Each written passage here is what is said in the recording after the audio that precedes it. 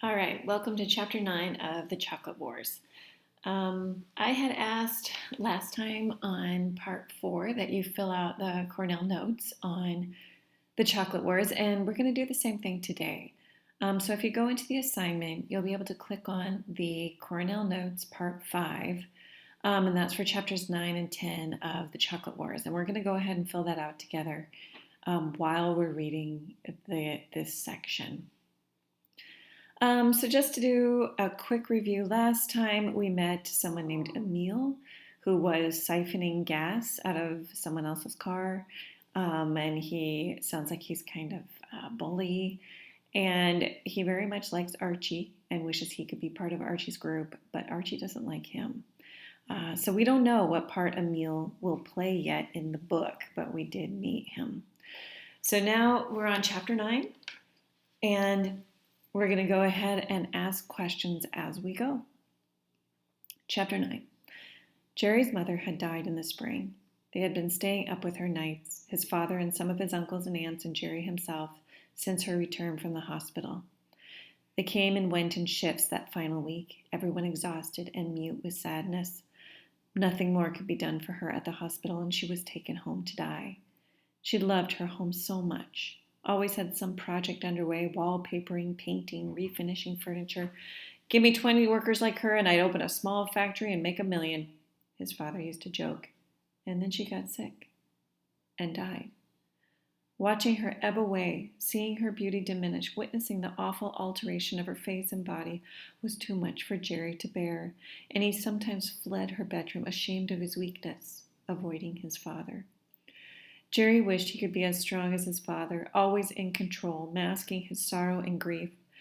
When his mother finally died, suddenly, at 3:30 in the afternoon, slipping off quietly without a murmur, Jerry was overcome with rage, a fiery anger that found him standing at her coffin in silent fury. He was angry at the way the disease had ravaged her. He was angry at his inability to do anything about saving her. His anger was so deep and sharp in him that it drove out sorrow.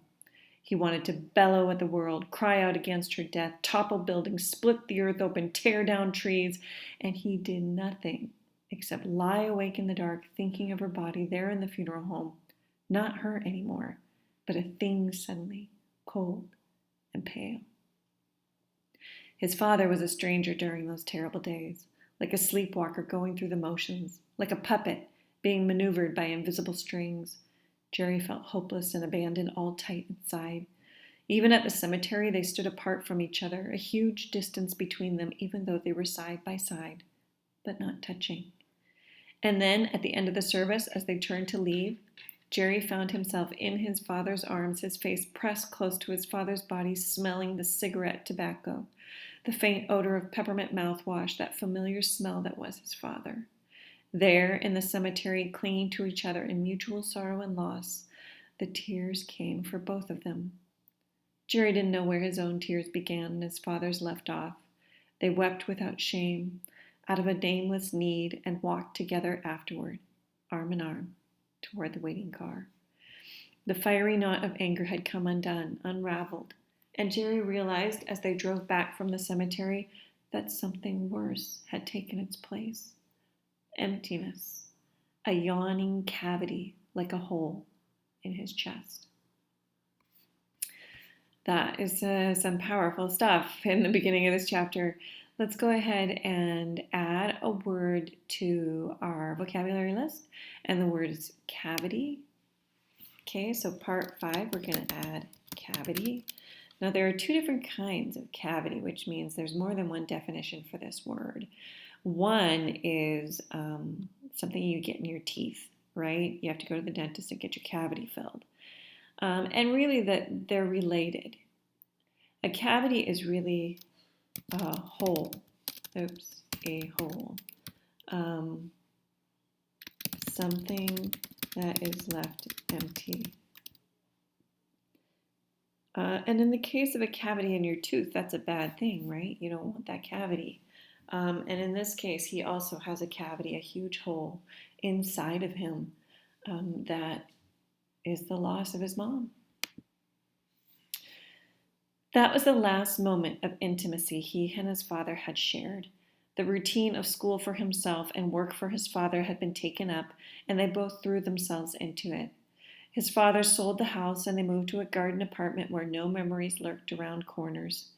Jerry spent most of the summer in Canada, on the farm of a distant cousin. He had fallen into the routine of the farm willingly, hoping to build up his body for Trinity and football in the fall. His mother had been born in that small Canadian town. There was a kind of comfort walking the narrow streets where she herself had walked as a girl. When he returned to New England in late August, he and his father fell into a simple routine: work and school and football. On the field, bruised and battered or grimy and dirty, Jerry felt as if he was part of something, and he sometimes wondered, what was his father part of? He thought of that now as he looked at his father. He'd come from school to find his father napping on a sofa in the den, arms folded across his chest. Jerry moved soundlessly through the apartment, not wanting to awaken the sleeping figure. His father was a pharmacist and worked all kinds of staggered hours for a chain of drugstores in the area. His work often included night shifts, which meant broken sleep. As a result, he developed the habit of falling off into naps whenever he found a moment to relax. Jerry's stomach was weak from hunger, but he sat quietly down across from his father now, waiting for him to waken. He was weary from practice, the constant punishment his body took, the frustration of never getting a playoff, never completing a pass, the coach's sarcasm, the lingering September heat. Watching his father sleep, the face relaxed in slumber, all the harsh lines of age less defined, he remembered hearing that people who had been married a long time began to resemble each other. He squinted his eyes, the way one inspects a fine painting, searching for his mother there in the face of his father. And, without warning, the anguish of her loss returned, like a blow to his stomach, and he was afraid that he would faint. Through some nightmarish miracle, he was able to superimpose the image of his mother's face on his father's, and for a moment the echo of all her sweetness was there, and he had to go through all the horror of visualizing her in the coffin again. So we're going to do another vocab word, and that is superimpose. This is sort of a weird thing that he does, right? He superimposes, which means he puts over top of, although it's not really happening, right? So in this case, he sees his mom's face over top of his father's, and it hits him hard that he's lost her. His father awakened, as if slapped from sleep by an invisible hand. The vision vanished, and Jerry leaped to his feet. "Hi, Jerry," his father said, rubbing his eyes, sitting up. His hair wasn't even mussed, but then how could a stiff crew cut get mussed up? "Have a good day, Jerry?" His father's voice restored normalcy. And normalcy is just being normal again, right? How things are supposed to be. "Okay, I guess. Another practice. One of these days I'll get a pass off." "Fine." "How was your day, Dad?" "Fine." "That's good. Mrs. Hunter left us a casserole, tuna fish. She said you liked it fine last time." Mrs. Hunter was the housekeeper. She spent every afternoon cleaning up the place and preparing some kind of evening meal for them. She was a gray-haired woman who constantly embarrassed Jerry because she insisted on tousling his hair and murmuring, "Child, child," like he was a third grader or something. "Hungry, Jerry? I can get it ready in 5 or 10 minutes. Heat the oven and there it is." "Fine." He was throwing one of his father's fines back at him, although his father didn't notice. That was his father's favorite word, fine. "Hey, Dad?" "Yes, Jerry." "Were things really fine at the store today?" His father paused near the kitchen doorway, puzzled. "What do you mean, Jerry?" "I mean, every day I ask you how things are going, and every day you say fine. Don't you have some great days or rotten days?" "Well, a drugstore is pretty much the same all the time, Jerry. The prescriptions come in and we fill them, and that's about it. You fill them carefully, taking all precautions, double-checking. It's true what they say about doctors' handwriting, but I've told you that before."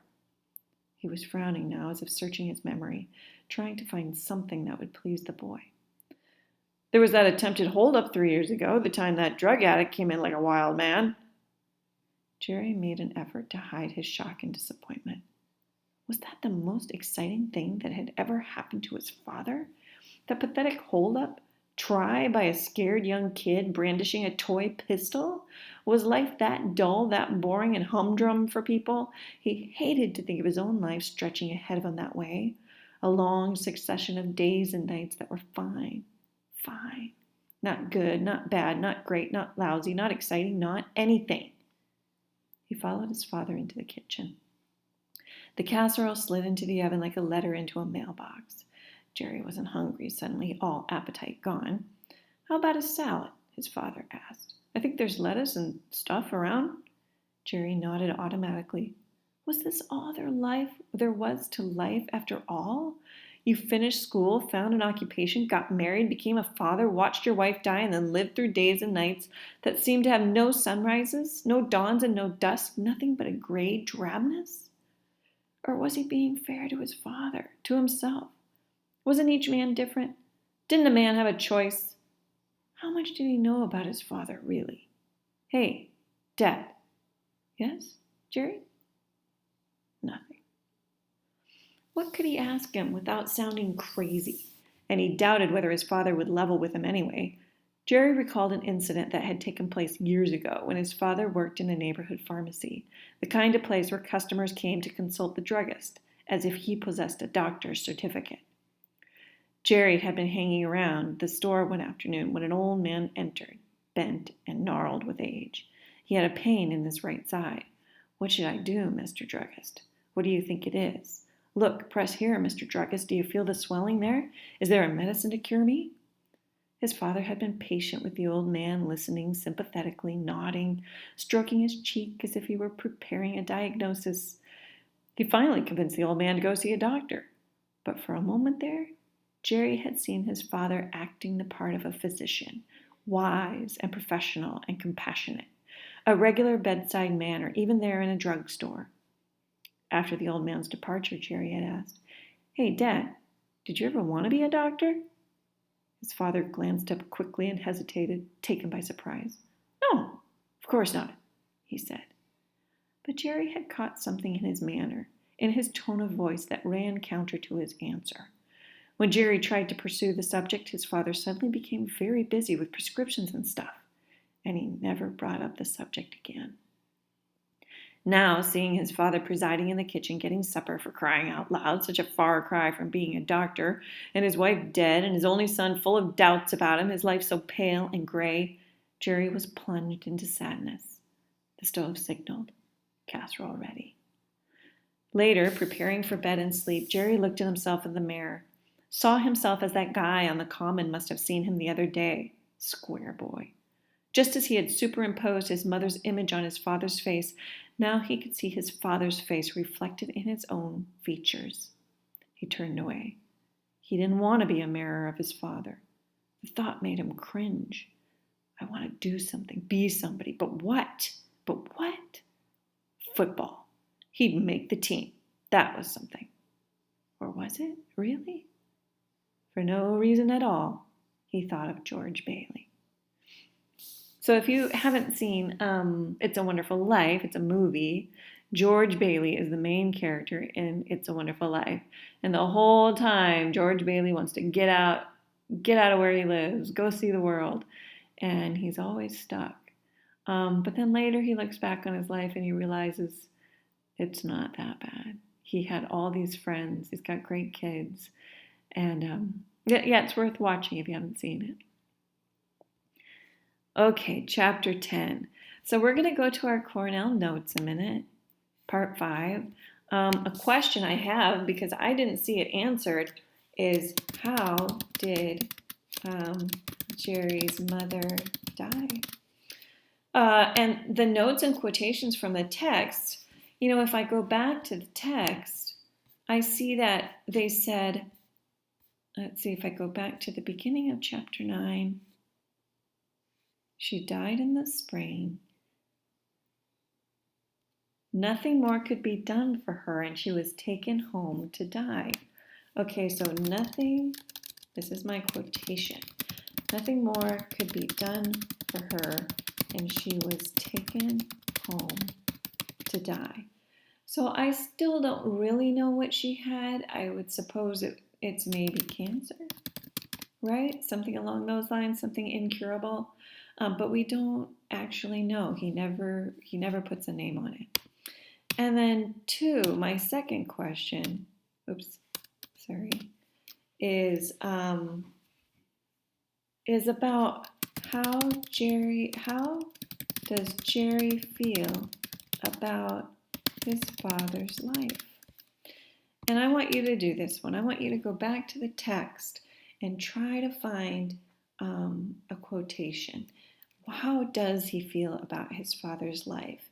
And what does he see as his own future? Okay, so that was chapter 9. Now we're starting chapter 10. Later, Archie had to concede that Brother Leon had dramatized the sale too vividly, and therefore put himself and the vigils and the entire school on the spot. To begin with, he called a special assembly at chapel. Following prayers and a lot of other religious hoopla, he started talking about all that school spirit crap, but with a difference this time. Standing at the pulpit, he gave the signal to a few of his stooges to bring in 10 big cardboard posters which listed in alphabetical order every student in school. A series of blank rectangles had been drawn beside each name which, Leon explained, would be filled in as each student sold his quota of chocolates. Ooh, this is some public pressure here. Quota. This is the amount that a salesperson must reach. Now, I honestly don't remember how many they each had to sell, but they are publicly displaying names in the gym so that everyone can see who has sold it and who has not. This could be interesting. The student body watched with glee as Leon's stooges tried to scotch tape the posters to the wall at the rear of the stage. The posters kept slipping to the floor, resisting the tape. The walls were made of concrete blocks, and tacks couldn't be used, of course. Hoots filled the air. Brother Leon looked annoyed, which increased the hoots and catcalls. There was nothing more beautiful in the world than the sight of a teacher getting upset. Finally, the posters were secured, and Brother Leon took charge. Archie had to admit that the brother turned in one of his great performances. Academy Award caliber. He poured it on like Niagara. So Niagara is the name of a waterfall in Canada. School spirit, the traditional sale that had never failed, the headmaster lying sick in the hospital, the brotherhood of Trinity, the need for funds to keep this magnificent edifice of education operating on all gears. And we're going to do that word right there because that's a tough one. Edifice. Edifice. This is not a word that we typically use. Edifice. And it means a building. That's all. It is not anything fancy. A building of education operating on all gears. He recalled past triumphs, the trophies in the display case in the main corridor, the do-or-die determination that made Trinity a place of triumph through the years, etc. Crap, of course, but effective when a master like Leon was at work, casting a spell with words and gestures. Yes, Brother Leon intoned. The quota is doubled this year because we have more at stake than ever before. His voice, an organ, filling the air. Each boy must sell 50 boxes. But I know that each boy is willing to do his share, more than his share. He gestured toward the posters. I promise you, gentlemen, that before this sale is ended, each one of you will have the number 50 inscribed in that final box, signifying that you have done your part for Trinity. There was a lot more, but Archie tuned him out. Talk, talk, talk. That's all anybody ever heard in school. Archie squirmed uncomfortably in his seat, thinking of the vigil meeting at which he had announced that Brother Leon had asked support for the sale, and how he'd pledged the backing of the vigils. Archie had been surprised at the ripple of doubt and skepticism from the members of the vigils. Christ, Archie, Carter had said, we never get mixed up in this stuff. But Archie had overcome them as usual, pointing out that Leon's need for an endorsement from the vigils was a symbol of how powerful the organization had become. And it was only a crappy chocolate sale. But now, listening to Leon sounding as if the school was embarking on the Crusades for crying out loud, Archie was doubtful. Looking at the posters and seeing his own name there, Archie plotted how his own 50 box would be sold. He wouldn't dream of selling the boxes himself. He hadn't touched a box since his freshman days. Usually he found some willing kid who'd gladly sell Archie's quota along with his own, figuring it was something special to be singled out by the assigner at the vigils. This year, he'd probably spread the burden around, picking out 5 guys, say, and have them all sell 10 boxes each. It was better than sticking one kid with the entire quota, wasn't it?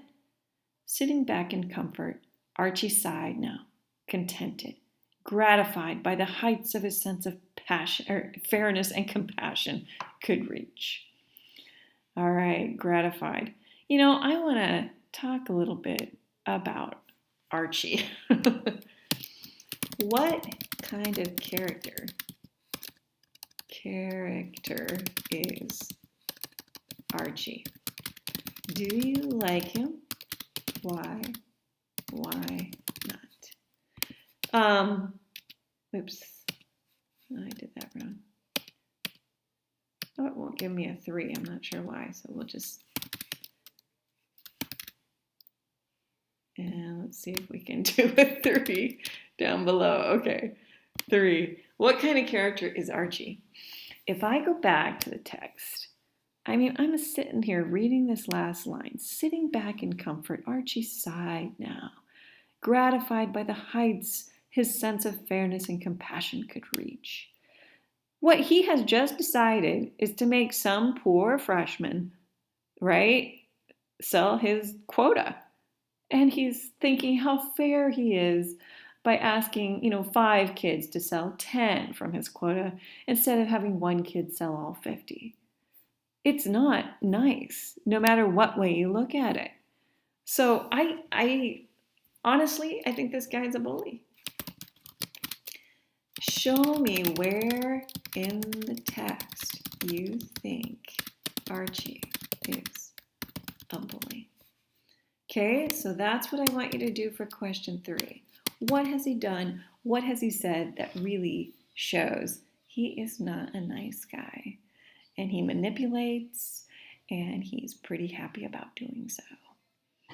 All right, so our essential question is, how will Jerry be involved in the chocolate wars? And we're beginning to see how this is going to occur. Jerry will be involved in the chocolate wars because Archie is going to ask him to sell his quota as well as Jerry's own 50 boxes. Now this is my guess, right? This is called a prediction. I am predicting that this will happen. I don't actually know. But we know it's called the Chocolate Wars. We know that they put Jerry down for chocolates. And we see that Archie is devising a plan. So this is my educated guess, and we'll find out if it's true or not. All right, stay tuned for part 6.